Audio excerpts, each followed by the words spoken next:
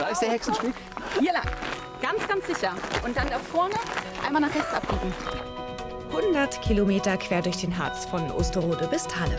Für hinreisend jagen wir Stempel der Harzer Wandernadel, lernen andere Wanderer kennen. Wir zeigen unsere 7 schönsten Spots und Entdeckungen am Harzer Hexenstieg. Es wird kuschelig im Hüttendorf. Doppelstockbetten. Schaurig im Torfhausmoor. Oh oh. Moorleichen. Höhenvieh. Hallo. Höhenvieh. Höhenvieh. Oh, und es wird sportlich. Wandern wir eigentlich auch? Ja, na klar. Aber das Wichtigste beim Kneipen ist hier der Storchengang. Ja, ist richtig. Ja, ist nichts für Menschen mit Platzangst. Wirklich nicht. Und wir sehen den Harzer Grand Canyon. Guck mal, am Start sind wir nicht allein. Wir haben vor ein paar Jahren schon den Harzer Grenzweg gemacht und jetzt wollten wir den Harzer Hexenstieg. Schön. Ja. Aber mit den Hexenhüten hat nicht geklappt. Zehntausende Wanderer gehen jährlich den Harzer Hexenstieg. Auch wir sind ihn letztes Jahr gewandert. Schaffen kann man ihn in 4 bis 5 Tagesetappen mit je 20 bis 30 Kilometern. Verlaufen kann man sich auf dem Hexenstieg kaum, denn es geht immer der Hexe nach.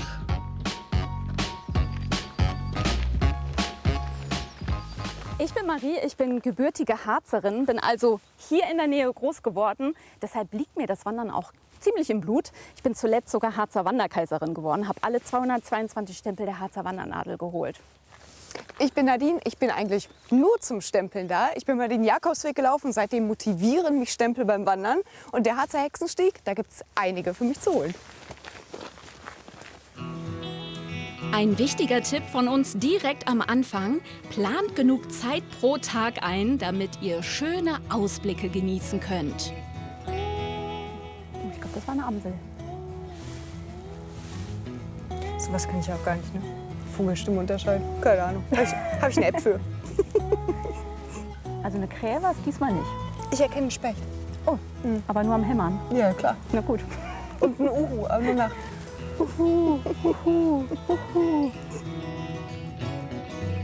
Extra Zeit solltet ihr auch für spontane Begegnungen einplanen. Das hier, das ist Lene, die läuft auch den Hexenstieg ganz allein. Hast du einen Tipp, was muss beim Wandern bei dir auf jeden Fall dabei sein? Proviant, was zum Abends zum Anziehen, kleiner Kosmetikbeutel, Buch, Powerbank, das war's. Kappe habe ich auch schon gesehen. Sonne knallt auch gut heute. Ja. Wie viele Etappen hast du dir vorgenommen für den Hexenstieg? 5. Ah ja, entspannt. Also das, was so eigentlich vorgesehen ist, den Ja. Stieg in 5 Tagen. Wo schläfst du? Im Zelt? Nein. Nee, da hatte ich keinen Bock, das noch einzutragen. Ja. In Pension einfach. Okay. Ja. Alles klar. Danke. Okay, tschüssi.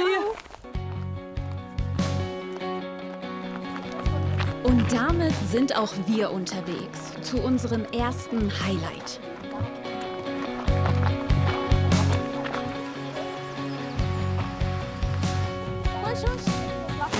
Morgen! Hier lässt sich die Harzer Bergbaugeschichte sehen. Am Bärenbrucher Teich, einem Teil vom Oberharzer Wasserregal, das UNESCO-Welterbe ist. Alles hiervon ist künstlich angelegt worden. Die Bezeichnung Regal hat dabei nichts mit einem Möbelstück zu tun, sondern Regal bedeutet königliches Recht, in diesem Fall das Recht, das Wasser für den Bergbau zu nutzen. Oh, ist ja eine Stempelstelle. Jetzt aber ran an den Stempelkasten. Welche Nummer? 137.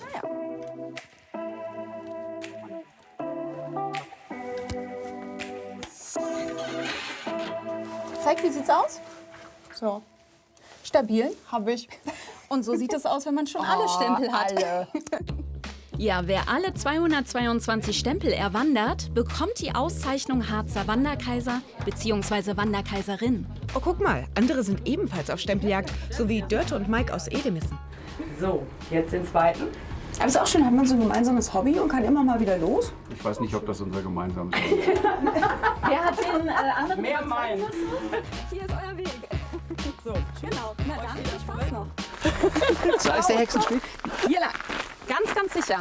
Und dann da vorne einmal nach rechts abbiegen. So machen wir das. Tschüss.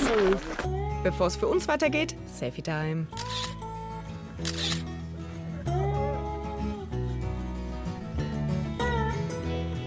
Mehrtageswanderung heißt auch schlafen zwischendurch. Jetzt ist es abends geworden. Zeit, unsere Unterkunft mal zu erkunden und einzuchecken. Hier schlafen wir heute Nacht. So viel Platz. Wie früher in der Jugendherberge. Doppelstockbetten. Gut, Betten beziehen müssen wir überall. In der Tat.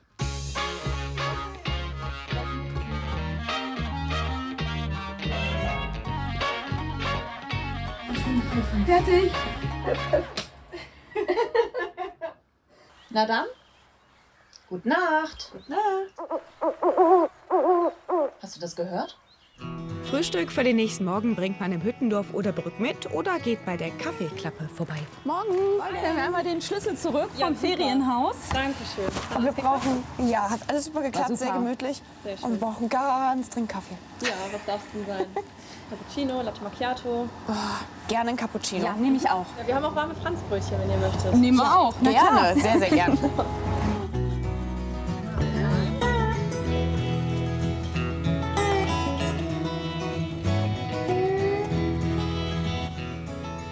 Mit Kaffee geht's gleich viel besser. Na dann, weiter. Damit beim Harzer Hexenstieg niemand vom Weg abkommt, gibt's unter anderem die Mitarbeiter des Nationalparks. Die sorgen für die korrekte Beschilderung. Also immer den Schildern nach.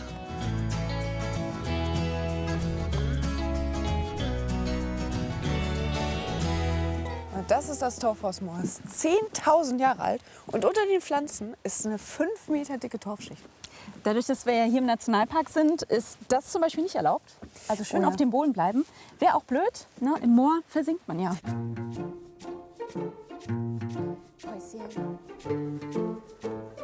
Wahnsinn. Wenn das erzählen könnte hier, was das erlebt hat, das Moor. Das stimmt, da käme einiges. Bestimmt auch witzige Geschichten Ich von glaub irgendwelchen Leuten, die versucht haben, drüber zu laufen. Vielleicht steckt auch noch irgendjemand unten. Oh oh. Moorleichen.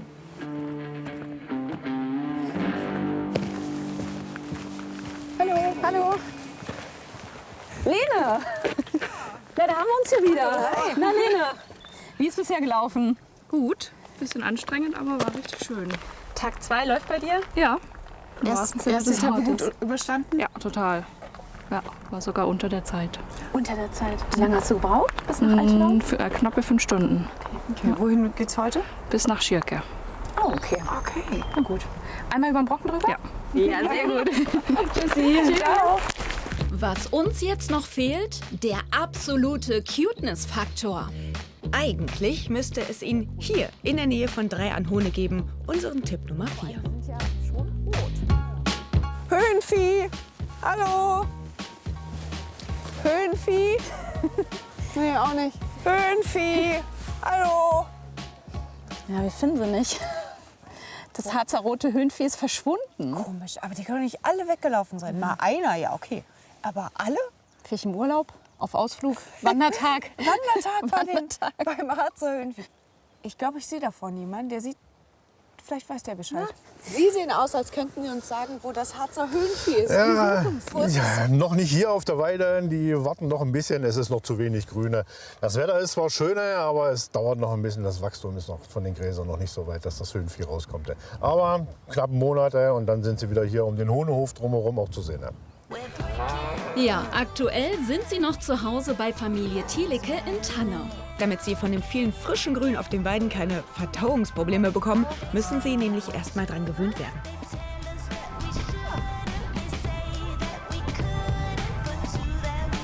Ha, ein Rind im Galopp. So sieht Freude aus. Kaum zu glauben, dass die mal vom Aussterben bedroht waren. Heute werden die Rinder zur Fleisch- und Milchgewinnung genutzt und zur Landschaftspflege. Jetzt haben wir das Höhenvieh nicht gefunden, aber ich habe gesehen, da hinten gibt es so eine Sprunggrube. Ja, Da will ich rein. ja, dann messen wir uns mal mit den Tieren im Weitsprung. Los ne? geht's. Los geht's. Es soll ja Leute geben, denen Wandern noch nicht genug ist. Für die gibt's auf dem Löwenzahn-Lehrpfad noch mehr Aktivitäten. So, hier sind wir. Jetzt gucken wir mal, Ja, wer schon alles Tier? hier ist, Ja. mit dem wir uns heute messen können im Waldsprung. Genau. Ja, doch eine ziemliche Bandbreite von so ganz kleinen bis etwas größeren Tieren, aber alle kommen so im Harz auch mittlerweile vor. Und na, ich bin mal gespannt. Ja, ich sympathisiere heute mit dem Hasen, glaube ich. 2 Meter sollte machbar sein. Hase ist schon ganz ordentlich. Vielleicht wird es ja auch ein Rotfuchs, oder? Ich würde mir auch den Fuchs mal vornehmen. Ich guck mal, 3 Meter. Na? Ich bleib hier und messe genau, was so wird. Du machst den Platzwart. Genau. Ja, na dann auf los geht's.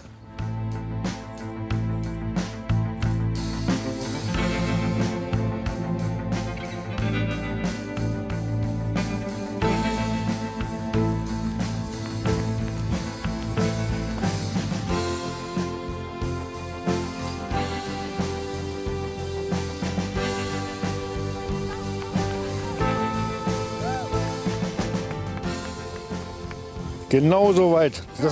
Das zählt auch als Rotfuchs. Sehr gut. Prima. Sehr gut. Prima, prima. Sand aus den Schuhen und weiter nach Altenbrak. Hier überqueren wir zum ersten Mal die Bode. Das Schönste an so einem Wandertag ist ja eigentlich am Ende immer die Schuhe auszuziehen. Ach ja, total. Und noch besser, vielleicht wenn man sie irgendwie in kaltes Wasser oder so packen kann, ein bisschen zum Schonen. Ja. Ja, wie Sie sehen, Sehen Sie nicht. Wo ist das Wasser? Weiß ich nicht. Na gut, wenn wir da kein Wasser haben, da haben wir aber welches in der Bode. Wäre eine Möglichkeit. Mit den Füßen in die Bode, ja. Ja, warum denn nicht? Also ob nun da Wasser oder da Wasser. Ah ja, komm.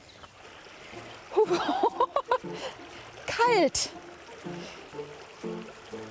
Ja. Atmen nicht vergessen. Aber das Wichtigste beim Kneipen ist hier der Storchengang. Ja, ist richtig. Schön Und das ist Knie ja hoch. auch für die Abwehrkräfte und zur Abhärtung. Ich bin mir sicher, das funktioniert gerade wunderbar.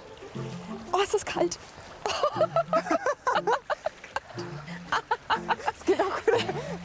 Es gibt ja die warme und die kalte Bude, aber kann mir keiner erzählen, dass das hier die warme ist. Das ist definitiv die kalte Bode.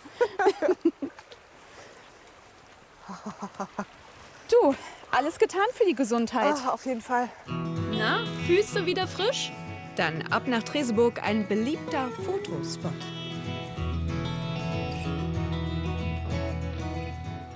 Jetzt die letzten Kilometer auf dem Hexenstieg durchs Bodetal. Das ist ja für viele die schönste Etappe. Aber im Wald ist ein bisschen schattig, ein bisschen wärmer anziehen. Ah, man friert. Mit 200 Meter Umweg entdeckt man noch dieses Schätzchen hier. Da sind wir sogar letztes Jahr dran vorbeigelaufen. Und über dem Schätzchen da oben gibt es noch einen weiteren Stempel von der Harzer Wandernadel. Stempel. Sehr gut. Los geht's. Da muss man sich aber Kopf ducken. einziehen. Ja, ist nichts für Menschen mit Platzangst. Wirklich nicht. Aber ich sehe Licht am Ende des Tunnels. Oh, das ist immer gut. Aber wir haben es geschafft. Sehr gut. Ach, guck mal, mit der Baude, wie schön. Total nett. Ja, aber wir müssen da hoch. Da oben ist noch ein Stempel. Ui, das ist ja ganz schön steil. Für einen Stempel gehe ich überall hin.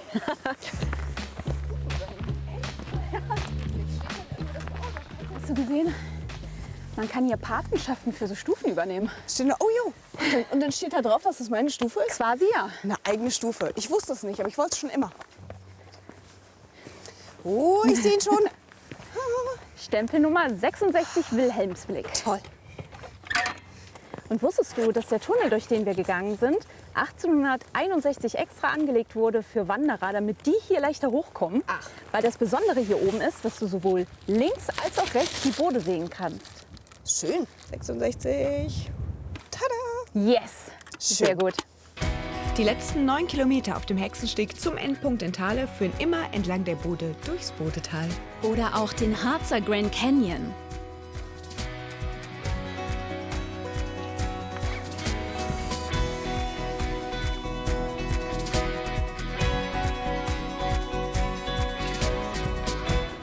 Wir sind da. An Ziel oder Start vom Harzer Hexenstieg. 100 Kilometer durch den Harz von Osterode nach Thale. Wir haben euch unsere Entdeckungen gezeigt, unsere liebsten Spots. Und ganz bewusst haben wir den Brocken ausgelassen, weil den kennt man ja. Stattdessen hatten wir verrückte Übernachtungen in Oderbrück Wir waren am Torfhausmoor. und im wunderschönen Bodetal, damit ihr nicht womöglich an genau diesen Spots vorbeilauft.